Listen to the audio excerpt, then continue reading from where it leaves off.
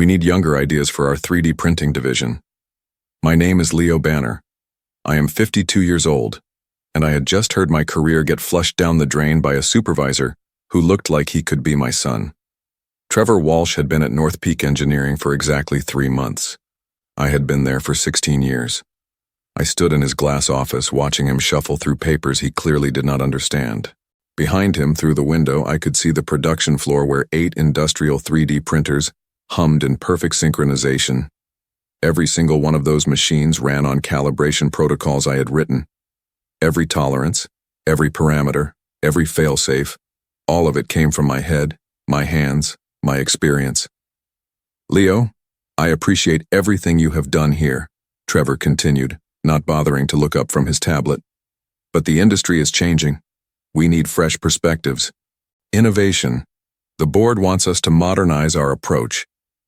I had trained 3 generations of technicians. I had built the department from 2 desktop printers to a full manufacturing operation that brought in $4 million annually. But apparently that did not count as innovation. When do you want me gone? I asked. End of the week would be ideal. Human resources will handle the transition details. I nodded once. No shouting, no pleading. I had watched younger men get escorted out in handcuffs for less dignity than that. I will clean out my desk. Actually, Leo, we would prefer if you just take your personal items. Security protocol, you understand. I understood perfectly. They wanted me out before I could document anything, before I could leave instructions, before I could make their transition easy. I walked back to my workstation, past the machines that had been my life for the better part of 2 decades. Jason, one of my technicians, looked up from a calibration screen. Everything okay, Mr. Banner? Just fine, Jason. Keep those tolerances tight. I gathered my coffee mug, a photo of my late wife Karen, and a small toolkit that had belonged to my father. Everything else, the technical manuals, the protocol documentation, the troubleshooting guides, stayed exactly where it was. In my head. As I walked toward the exit, I caught a glimpse of Trevor through his office window. He was on the phone, probably already calling employment agencies looking for my replacement. Someone younger, someone cheaper, someone who had no idea what they were walking into. I handed my access card to security without a word. The machines kept humming behind me. For now. I had started at North Peak Engineering when 3D printing was still called rapid prototyping. Back then, we had 2 machines the size of washing machines that could barely print a coffee cup without warping. The technology was crude, but I saw the potential. While other tooling specialists dismissed it as a novelty, I spent nights learning the software, studying the chemistry of different polymers, understanding how temperature and humidity affected print quality. My wife Karen used to joke that I talked to those machines like they were people. She was not wrong. Each printer had its own personality, its own quirks.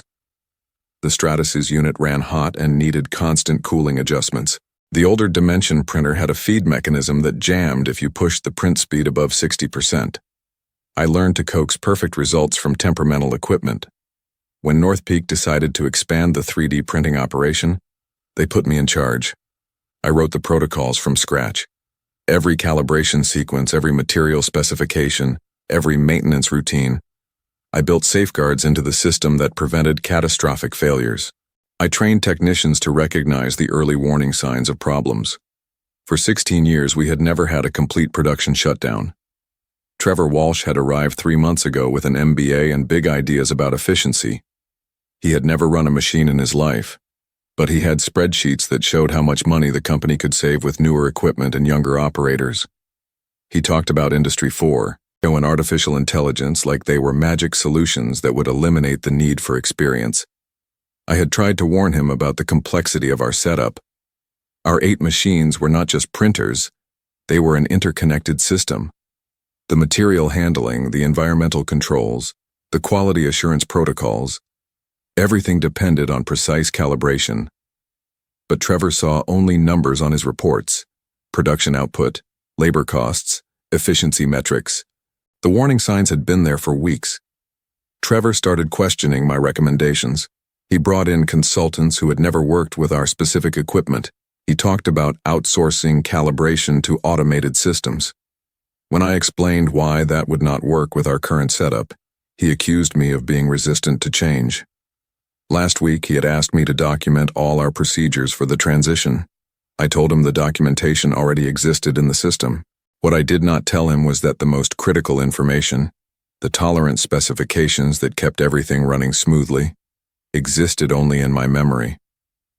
Those numbers were not written down anywhere. They were the result of years of trial and error, thousands of test runs, countless adjustments made at 2 in the morning when nobody else was around. Now I was sitting in my truck in the parking lot, watching Trevor through his office window, wondering how long it would take. I spent the weekend in my garage working on a project that had been sitting unfinished for months. Karen had always wanted a wooden jewelry box with intricate carved details. I never found the time to complete it while I was working 60-hour weeks. Now I had nothing but time. Monday morning I did not drive to North Peak. Instead, I stayed home and sanded the jewelry box smooth, thinking about what came next. At 52, I was too young to retire, but too old to start over easily. The 3D printing industry was small. Word would get around about why I left. Trevor would make sure of that. Around 10 a.m., my phone rang. Jason. Mr. Banner, we are having some issues with Machine 3. The tolerances are drifting and I cannot figure out why. I almost answered. Almost walked him through the calibration sequence that would fix the problem. Then I remembered Trevor's words about younger ideas and fresh perspectives. I do not work there anymore, Jason. You will need to ask Mr. Walsh. He said to figure it out ourselves. Said the manuals have everything we need. The manuals? I almost laughed. The official documentation covered basic operation and standard maintenance. What it did not cover were the subtle adjustments needed to compensate for the building's HVAC system, the seasonal humidity changes, the way the concrete floor expanded and contracted with temperature shifts. Those adjustments were art, not science. I am sorry, Jason. My hands are tied. I hung up and went back to my woodworking. The jewelry box was coming together nicely. Karen would have loved the way the light played across the carved roses on the lid. Tuesday, Jason called again. Machine 3 was still drifting, and now Machine 5 was showing similar symptoms. By Wednesday, he sounded desperate. 4 machines were running outside acceptable tolerances. Production was slowing down. Quality control was rejecting 30% of the parts. I did not answer his calls after that. Thursday afternoon, I drove past North Peak on my way to the hardware store. The parking lot was full of cars I did not recognize. Consultants, probably. Troubleshooters brought in to solve problems that should not exist. Friday morning, I was applying the final coat of varnish to the jewelry box when the phone rang. This time it was not Jason. It was Trevor. Leo, we need to talk. I do not work for you anymore, remember? The machines are having some technical difficulties. We could use your expertise as a consultant. Technical difficulties. Like they had caught the flu or something. I set down my brush and walked to the window. The morning sun was hitting the trees just right, casting long shadows across my yard. Karen used to love mornings like this. What kind of difficulties? I asked. Production issues, quality problems. Nothing we cannot handle, but your input would be valuable. Nothing they could not handle. If that were true, he would not be calling. I might be available for consulting work, I told Trevor. My rate is $200 an hour, minimum 4-hour blocks. Payment up front. There was a long pause. That seems excessive, Leo. That is the market rate for emergency troubleshooting. Take it or leave it. He took it. That told me everything I needed to know about how bad things had gotten. I arrived at North Peak Monday morning and badged in with a temporary visitor card. The production floor looked like a war zone. 3 machines were completely shut down, their error lights blinking red. The other 5 were running, but I could hear the strain in their motors, the inconsistent rhythm that meant trouble. Jason met me at the entrance looking like he had not slept in days. Mr. Banner, thank God you are here. We have been trying everything, but nothing works for more than a few hours. I walked the floor, listening to each machine, checking the readouts on their control panels. The symptoms were exactly what I expected. The calibration parameters were drifting because nobody understood the environmental compensation factors I had built into the system. "What have you tried so far?" I asked. "We recalibrated everything according to the manual, brought in technicians from the equipment manufacturer, even had a consultant from Stratus's corporate come out. And they all said the machines are operating within normal specifications, but we keep getting defective parts. Print jobs are failing halfway through. The quality control department is rejecting everything." I nodded and pulled out my phone, making notes. The problems were cascading exactly as I had anticipated. The drift in Machine 3 had been the canary in the coal mine. Now the environmental factors that affected one machine were affecting them all. Trevor appeared beside me, looking uncomfortable in his expensive suit. "So what do you think, Leo? Can we get this sorted out quickly?" "That depends. What changes have you made since I left?" "Nothing major. We brought in a new calibration consultant, updated some of the software parameters, made a few efficiency improvements." "Efficiency improvements?" I almost smiled. "Show me what you changed." For the next 2 hours, Trevor walked me through the modifications his consultant had recommended. New temperature settings that were supposed to reduce print times, adjusted feed rates that looked good on paper but ignored the realities of our specific setup, software updates that had overwritten custom parameters I had spent years perfecting. Every single change was wrong. Not dramatically wrong, but subtly wrong in ways that would compound over time, like adjusting a watch by a few seconds each day. Eventually, you would miss your appointment. "This is fixable," I told Trevor, "but it will take time, and it will require undoing most of what your consultant recommended." "How much time?" 2 weeks, minimum, maybe more depending on how much damage has been done to the calibration baselines. Trevor's face went pale. "We have orders to fill, contracts to meet. We cannot afford 2 weeks of downtime." "Then you should have thought about that before you fired the person who understood your system." I watched him process that, the calculation happening behind his eyes. The cost of keeping me on as a consultant for 2 weeks. The cost of missed deliveries and canceled contracts. The cost of explaining to his boss why the 3D printing department had ground to a halt. "What would you need to fix this?" he asked finally. "Full access to all systems, authority to make any changes I deem necessary, and no interference from your other consultants." Done. I spent the rest of the day documenting the current state of each machine, building a repair plan that would slowly bring the system back to stability. But as I worked, I realized something that made me pause. They had not just changed my calibration parameters, they had changed them in a way that made the system completely dependent on constant manual adjustment. Without someone who understood the underlying relationships between temperature, humidity, material flow, and print quality, the machines would never run consistently. Trevor had not just fired me. He had broken something that could not be easily fixed. On Wednesday morning, I was calibrating Machine 7 when I discovered something that stopped me cold. The machine's maintenance log showed software updates that I had not authorized. Someone had been in the system after I left, making changes to core parameters that controlled how the machines communicated with each other. I called Jason over. "Who installed these updates?" He looked at the screen, frowning. "Mr. Walsh brought in a consultant last week, some guy from a company called Nexora Labs, said he could optimize our network efficiency." Nexora Labs. I had never heard of them, but the changes they made were sophisticated. Too sophisticated for a random consultant. This was not about efficiency. It was about creating vendor dependency. I spent the next hour digging through system logs, following the digital breadcrumbs. What I found made my blood run cold. The consultant had not just updated software, he had installed remote monitoring tools that gave Nexora Labs access to our production data, our calibration settings, our entire manufacturing process. "Jason, where is the contract for this consulting work?" "Mr. Walsh has all that stuff." "Why?" I did not answer. Instead, I went to Trevor's office and knocked on his door. "I need to see the Nexora Labs contract."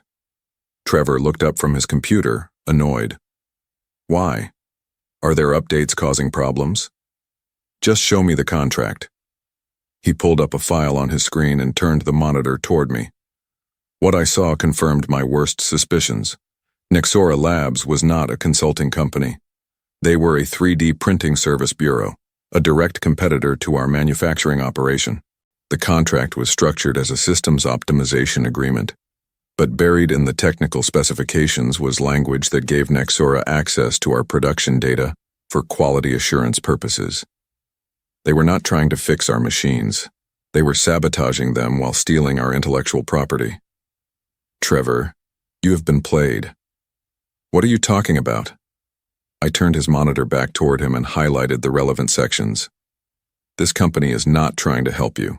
They are putting you out of business. Look at their website. Trevor pulled up Nexora's site. Their homepage featured case studies from companies that had switched from in-house 3D printing to outsourced manufacturing, companies just like Northpeak. The software updates they installed are designed to make your machines unreliable, I explained. Meanwhile, they are harvesting your production data to understand your customer requirements. When your machines finally fail completely, they will be perfectly positioned to offer you a full-service alternative. Trevor stared at the screen, his face cycling through confusion, anger, and something that might have been fear. But that would mean you got conned by professionals, and you fired the one person who might have caught it early enough to stop it. I watched him realize what this meant, not just for the production department, but for his career. He had been at Northpeak for 3 months, long enough to take responsibility for decisions, but not long enough to blame institutional problems. Can you fix this? He asked quietly. Maybe, but not in 2 weeks. This is going to require rebuilding the entire software infrastructure from scratch. We are talking months of work. How much would that cost? I did not answer immediately. I was thinking about Karen's jewelry box, sitting finished on my workbench at home, thinking about 16 years of loyalty that had bought me exactly nothing, thinking about younger ideas and fresh perspectives. That depends, I said finally, on whether you want to fix this properly or whether you want to keep pretending that experience does not matter. For the first time since I had known him, Trevor Walsh looked genuinely scared.